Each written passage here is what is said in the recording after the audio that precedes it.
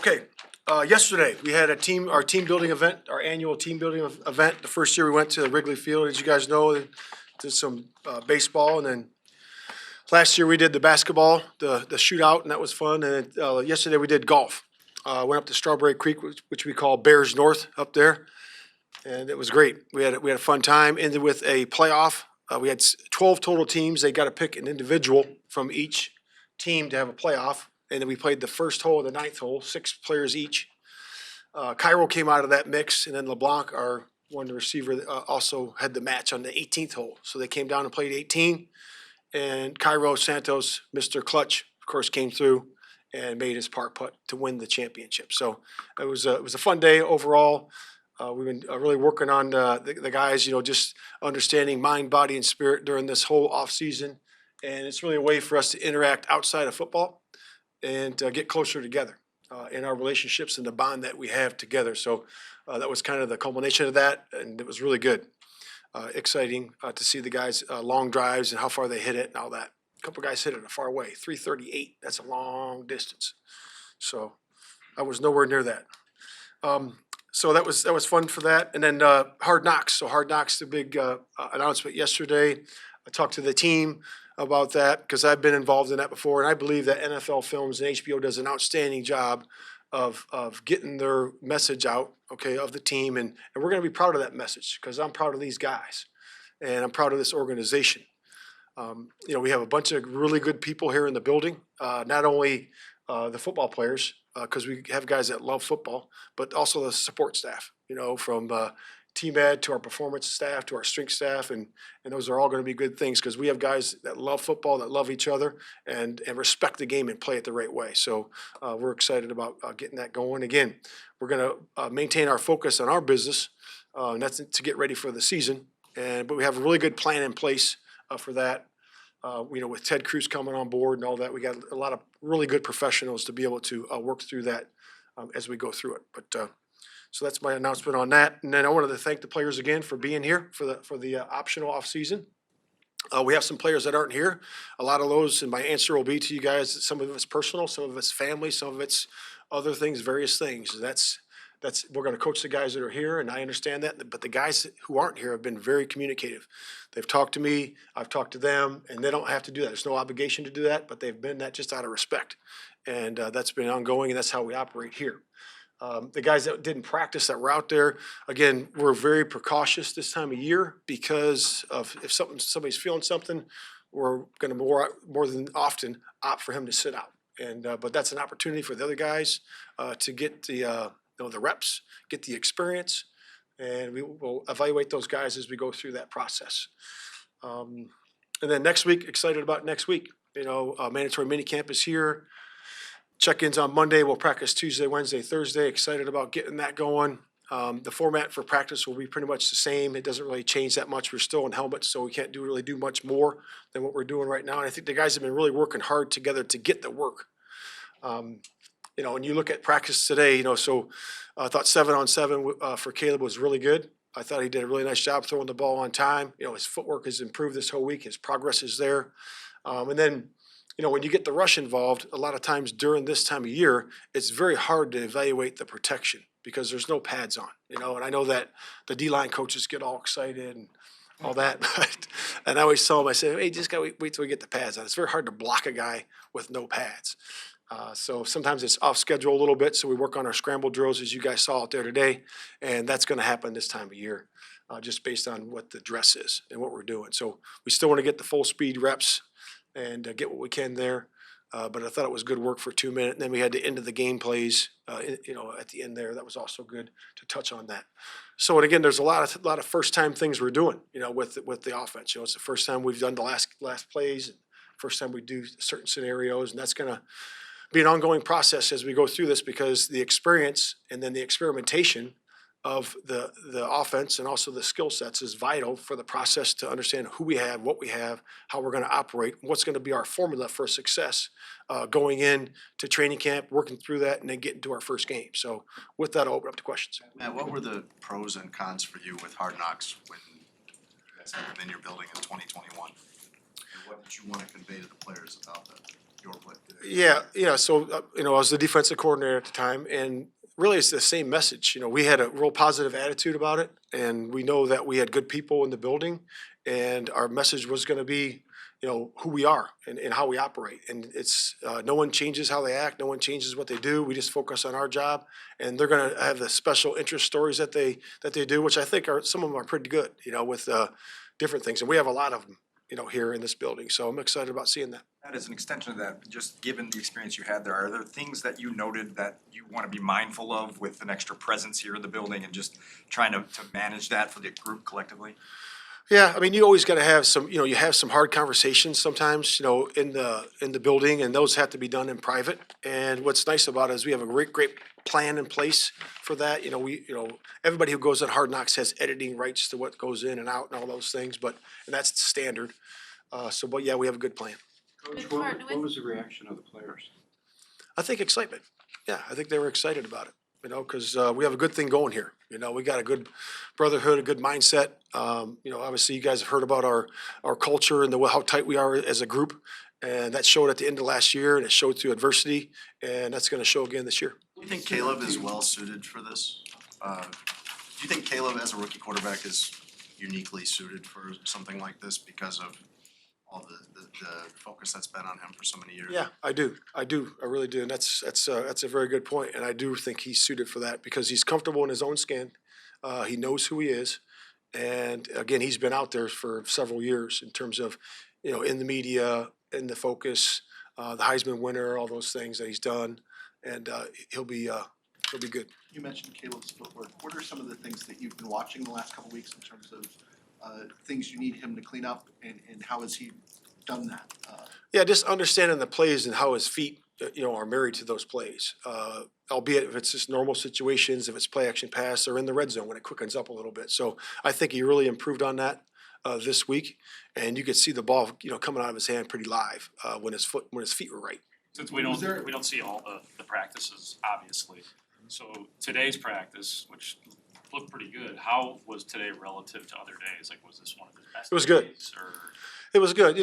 People always talk about, success, and they think it's a straight line, from here going that way. And success really isn't that, as we know, because there's bumps in the road, right? So it's always going to be here and then a little bit wavy, right? And then it'll be here. It's going to be like that. And that's really what a football season is, or even a individual career is like that. So there was some learning moments in there during the course of the week. It wasn't perfect, but again, there was progress. And I thought this week was better than last week, and that's the positive. Matt, how much has Montez Sweat participated in the offseason program? And because he's a veteran, an established guy, is it just not as big a deal as maybe it would have been with somebody else? Yeah, I'm not going to get into all the numbers in terms of like exact dates and when guys were here, but he's been in the building. He's been here several times during the off season, and when he's in, he's locked in and ready to go. And of course, he'll be here next week, and we're excited about that. You mentioned before. Go ahead, Mark. Does Booker get any more of an opportunity with Sweat not here, or who? Yeah, I think all the and Walker was he was ill the last couple of days, so he was sitting out today. So I think the young guys do get a lot more reps in there. But again, we got to wait till the pads come on. We got to see to really evaluate that. You have to wait for the pads. Matt, how difficult is it for a rookie quarterback to perfect the snap count? And we saw during the team period when Caleb was trying to draw the defense off sides, but these are experienced defenders and experienced scheme. Like, what is that process like for him nailing that in the offseason? Yeah, it's about the work. It's just about him working on it, him experimenting with it, and then the guys getting used to his cadence rhythm. His cadence and rhythm is different than other people's. His voice inflection, is different. So that's just the process of those guys working together on it, and that'll happen. Do you have a sense of what DeAndre Swift can mean for a rookie quarterback and the importance of this season for him? Yeah, DeAndre's looked really good during this off season. He's obviously, you guys know, he's very quick. He's a weapon out of the backfield, which is outstanding for our passing game. And it's going to create some mismatches for us. And he can do a lot of things from the backfield. We can split him out wide and run the full route cheese. So he's he's exciting to watch. As you looked at the running back options out there this offseason, what really struck you? 'Cause you guys moved quickly for DeAndre. What really struck you about him versus some of the other guys and what he could really bring to this Yeah, offense? just much of the same, just the weapon back. We really needed that guy that could really operate on third down and even on first and second down and be a weapon in the deep part of the field and the short part of the field and be able to take it the distance. And he's got a lot of gas. In the With practices Montez. that we've seen, we saw Ryan Bates centering with the first string and most of the centering last week. We saw a lot of Coleman Shelton. Yeah. Today, have you been rotating every day? Like We've been rotating some. And that's really just a guy for we're working on both guys and getting used to both centers. At some point you need two centers, as we all know, during the course of the year, and we're just training those guys. Is it a competition or is Bates the guy? Right now I think everything's a competition. I really do. I think that most spots are competitive, and that's the best way to do it. With Montez, you mentioned when you guys got him last year that you felt like there was a lot you could do as far as his training and conditioning, that you could help him become a better player. What have you guys been working on with him physically this offseason, and how's that going? Yeah, so he hasn't been here for the last couple weeks, as we know. But again, his whole thing is about having a consistent get off, and then getting that base for the off season, right? Leading into summer. That's really for everybody. We're talking about that daily, about the guys getting a good base going into summer conditioning, because they'll have about 42 days before they come back, and that's going to be important for him, like everybody else.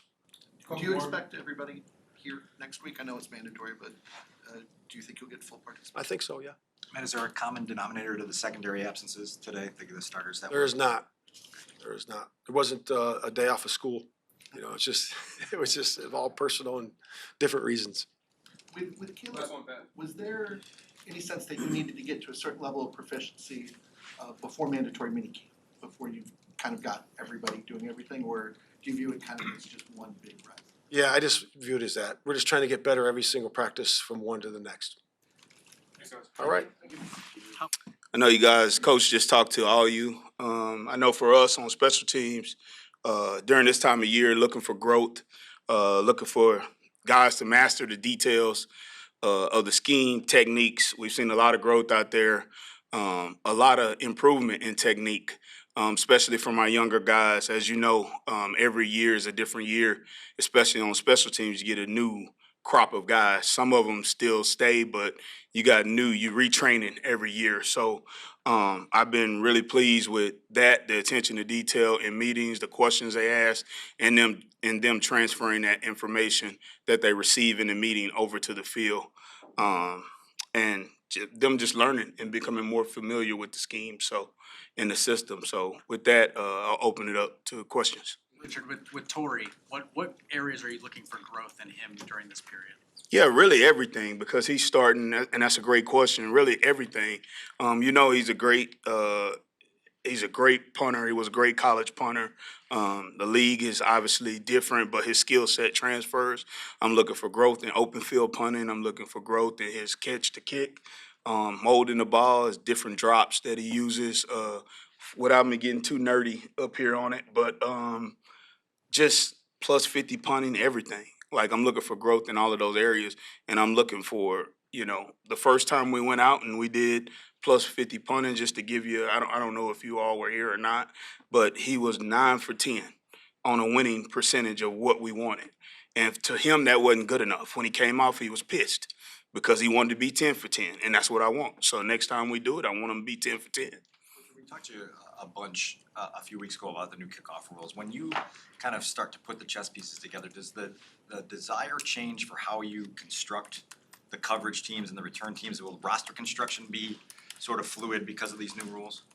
Yeah, I think it will be, and that's something that Flus and I and Poles have talked about a lot together. So we're all on the same page on that, and it's just going to be interesting because it's all new. I mean, there's so many different forms of people that you can put out there. Just the imagination is going to take over, the creativity is going to take over. So it's going to be fun, and we're all excited about it. So we've toyed around with a lot of different body types and techniques, and we're using still some of the same type of techniques, but it's just happening at a different point in the play. So with the running start out, it's happening a lot quicker, like it's on you right now, and that's what we're realizing and going through. So it's been fun as heck. Do you think anybody's gonna play an offensive lineman as a blocker? I don't know. I mean, it's not what the rule is intended for, honestly. But I'd be lying if I say I haven't heard that from some coaches and that come up, and more particularly for bigger defensive linemen that have the speed to do such. We've seen Cairo kind of play around with the ball on the tee, it's different kicks. Is that stuff he always does, or is he trying to, experiment with some different types of kicks for the kickoff? Yeah, I think it's something he really always does. To answer your question, Coach, but he has experimented as well. He has experimented as well. So he got a couple things that he's working on. Yeah. Do the new rules affect what type of players you're gonna be able to use on return coverage? Like just based on the past with like receivers and running backs, did these new rules change any of that? Yeah, I think so, Courtney. I mean, I don't know to what extent because the league is all about matchups, especially when you're dealing with special teams. So like we're gonna have to match up with whatever personnel group we're going against, and we've been fortunate to have bigger players that can run, and then also even smaller players that are powerful, like a Roshan or like a Homer. Those guys can block linebackers. And they're fast enough to block DBs, and then you got your other body types like like Booker, who we just got, or we got Dom Robinson or Jake Martin. We just signed. Those guys are bigger, but they're fast enough too. So I think the personnel department's done a hell of a job getting a mix of all of those just to see what it looks like in the preseason. Is there still gonna be value in a touchback, you think? And do you have to alter your strategy for that? I think it's situational. So that's another excellent question. I think it's situational. So it depends on the situation. Like there'll be some times in the game where what returner are you playing? Like in our NFC North, like all the returners are loaded. If you don't have all the teams are loaded. If you don't have a returner in NFC North, then you're behind the 8 ball. It's two all pro up north in that team, and then you got the one in at the Vikings too. So you got to have one. So I think there'll be times when there'll be some touchbacks, but like more than anything, we want to get more returns in the game. So it's more opportunities for the coverage players. It appears that this team is going to go into training camp with a lot of the roster spots kind of already spoken for. Does that allow you to kind of ramp up the competition for some of the team stuff earlier than it would be in a situation where you're kind of waiting to see who's going to start in the secondary or start at receiver? Yeah, that's a good question, Herb. In fact, we've already started it. So we always competing, and we've already ramped it up. And we got something here we call Competition Thursday. Obviously, because of the rules, like you can't like really compete because we don't have pads on, but we compete in different things, like who's fastest to his drop. Like we had when we couldn't do football, we did races. Like we compete every Thursday. We competed in the classroom, whether that be in cahoots or whatever. Like we did a family feud type competition to make sure they own the rules and they know what to do on kickoff and kickoff return. Like we always gonna compete. So every Thursday and really every day, but really every Thursday, the players will tell you about it. We call it Competition Thursday. How are you using that to teach the new system? Like what are ways that you have to teach, like how do you teach players new rules, what they've been so accustomed to for so long?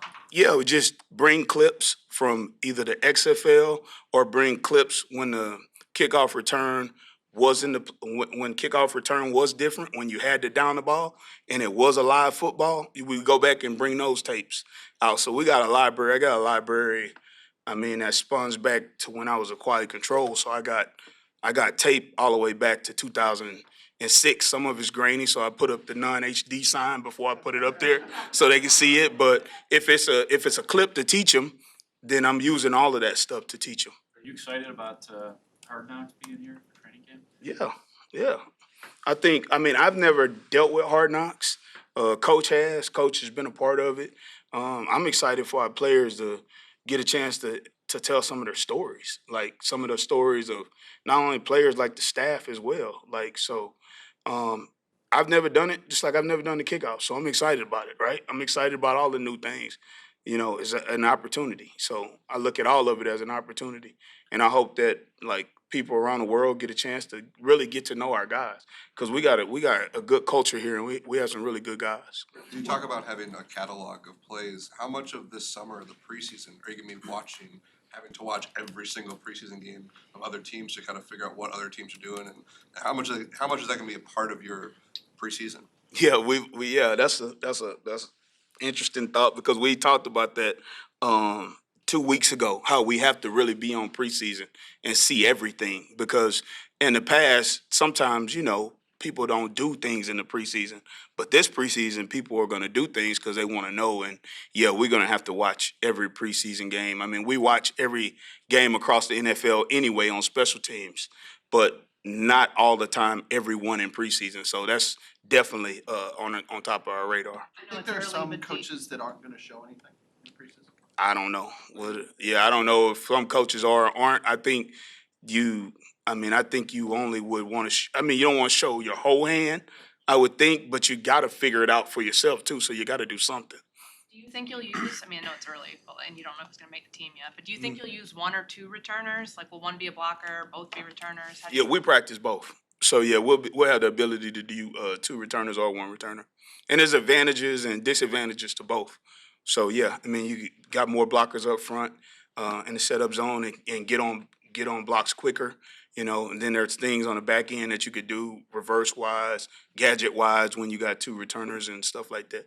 So it's been rejuvenating. I'll say that for sure. Have you talked to anyone from XFL, players, coaches about the new rule yet? Yeah, talk to them a lot about it. Yep. I feel like I would be doing our players a disservice if I didn't talk to the XFL about it.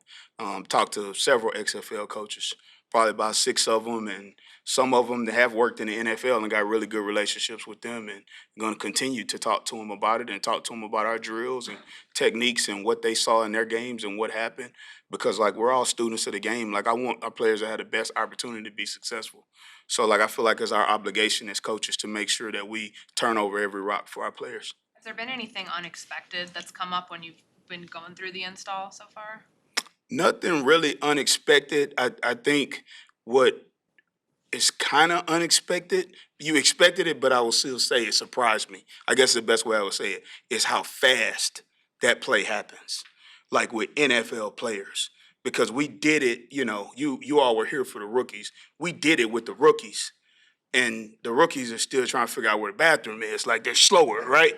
But when the vets got here and we did it, we was like, oh, okay, this is happening faster than we thought. So, yeah, that's a great question. Do you think the rule change elevates the importance of special teams? Yeah, I definitely think it elevates the importance, Jason, and the reason why is because we're bringing more plays back into the game. So we're bringing more yardage into the game, more. It's going to help the drive starts. It should help the drive start for the offense and the defense, depending on how the play shakes out. But I really think it heightens the importance for the players because now you're going to have to keep a certain amount of players on your roster because you're going to have 8 to 10, maybe 12 more plays. That when you go kickoff, return, and who knows what spawns off of that, So, yeah, it definitely.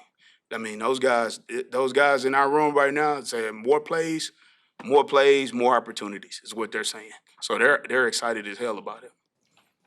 Thank you. Thank you. Y'all have a great weekend. You do.